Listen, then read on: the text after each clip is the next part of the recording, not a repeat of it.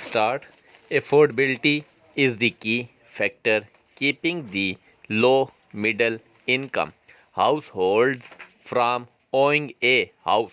In order to address this gap, the government last year launched a subsidized housing finance scheme under which banks have been directed by the State Bank to lend up to rupees 10 million to first time home owners.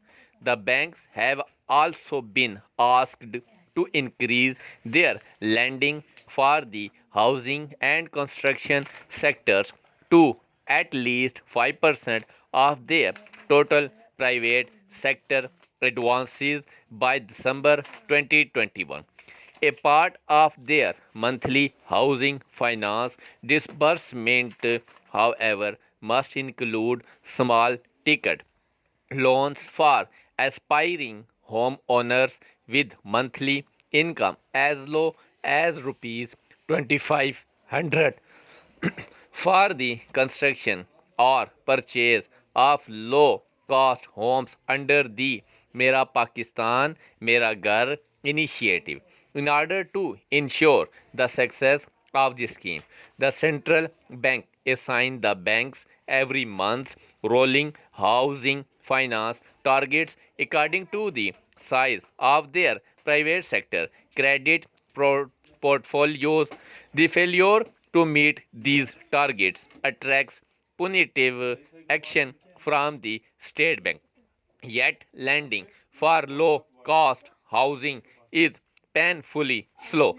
The latest data shows that banks' combined disbursement for low cost housing remain as low as rupees 18 billion.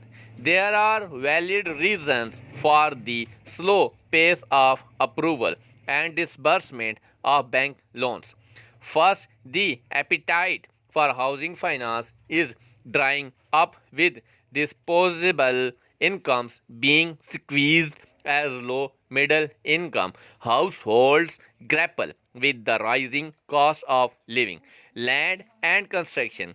Second, the supply of low cost housing units in the market is almost non existent, but a more important factor relates to the bank's aversion to risky lending.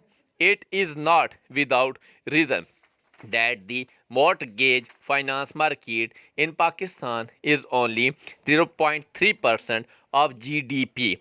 This compares with an average of 3.4% for the rest of South Asia. In developed economies, this ratio is often as high as 95%.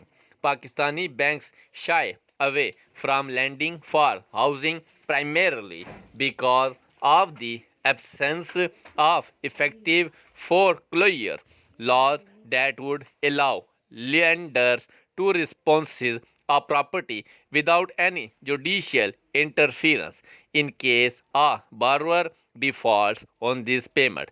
Given an infection ratio of up to 18% or more for individual banks, this hesitancy is justified, particularly when pressure from the State Bank to meet their monthly targets for small ticket loans could impair the quality of their housing credit portfolio.